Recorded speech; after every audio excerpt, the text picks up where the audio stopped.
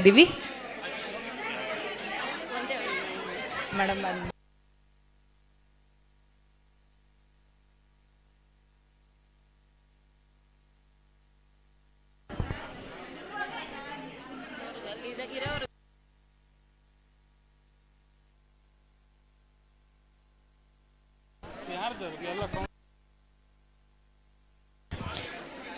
ನಾನು ಆಗ್ಲೇ ಹೇಳ್ದೆ, ಯಾವತ್ತೂ ಕೂಡ ಕಾದು ದೇವರ ದರ್ಶನ ಮಾಡಿದ್ರೆ ಅದಕ್ಕೊಂದು ತಾಳ್ಮೆ ಇದ್ದಾಗ ಒಂದು ರೀತಿ ಅದ್ರ ಪ್ರತಿಫಲ ಬೇರೆ ಥರ ಇರುತ್ತೆ ಅಂತ. ಈಗ ಇಲ್ಲಿವರೆಗೆ ಅಭಿನಂದನೆಯನ್ನು ಸಲ್ಲಿಸಿದ್ದೀರಾ. ಉಳಿದಿದ್ದಕ್ಕೆ ಒಂದು 10 ನಿಮಿಷಗಳ ಕಾಲ ಬಿಡುವನ್ನು ಮಾಡಿಕೊಡ್ಬೇಕಾಗಿ ವಿನಮ್ರವಾಗಿ ಕೋರಿಕೆಯನ್ನು ಮಾಡಿಕೊಳ್ತಾ ಇದೀಗ ವೇದಿಕೆಯಲ್ಲಿರುವ ಎಲ್ಲರಿಗೂ ಧನ್ಯವಾದವನ್ನು ಸಮರ್ಪಿಸ್ತಾ ಇದ್ದೀವಿ. Thank you so much.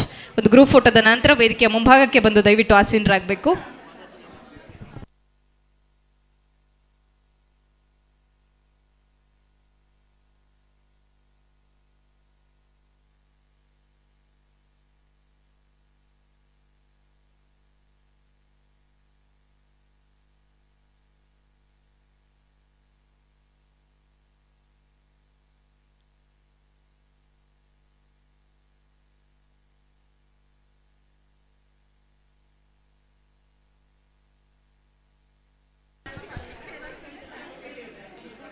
ಪಾದಪೂಜೆಯನ್ನು ನೆರವೇರಿಸಿದಂಥ ಎಲ್ರಿಗೂ ಕೂಡ ಗುರುಗಳನ್ನ ದೇವರ ರೂಪದಲ್ಲಿ ನೋಡಬೇಕು, ಗುರುವಿಗೆ ಗುಲಾಮನಾಗುವ ಹೊರತು ದೊರೆಯದಣ್ಣ ಮುಗುತಿ ಅಂತ ಹೇಳ್ತಾರಲ್ಲ, ಆ ರೀತಿ ಅಷ್ಟು ಪ್ರೀತಿಯಿಂದ ಭಕ್ತಿಯಿಂದ ಈ ಸಮಾರಂಭಕ್ಕೆ ಮತ್ತಷ್ಟು ಮೆರುಗನ್ನು ತಂದಿದ್ದೀರಾ. ಆದರೆ ಒಂದು ಮನವಿ, ಆದಷ್ಟು ಬೇಗ ದಯವಿಟ್ಟು ಮಾಡಿಕೊಡ್ಬೇಕು ಕಾರ್ಯಕ್ರಮವನ್ನು.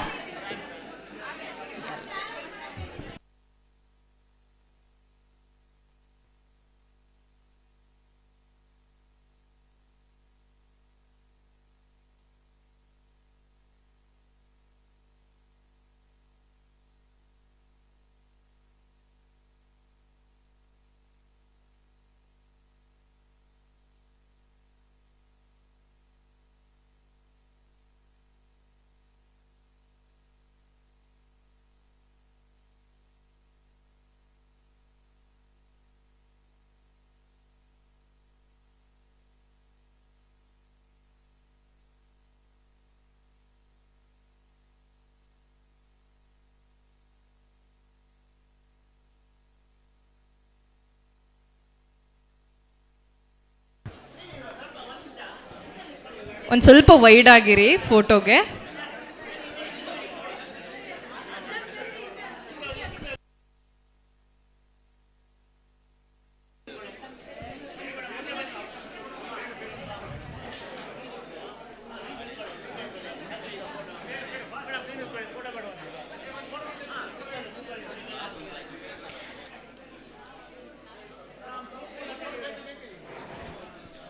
ಸಾರ್ಥಕ ಜೀವನದ ಫಲಶ್ರುತಿಯಾಗಿ ಇವತ್ತು ಇಷ್ಟೊಂದು ಜನರನ್ನ ಸಂಪಾದನೆ ಮಾಡಿದ್ದಾರೆ.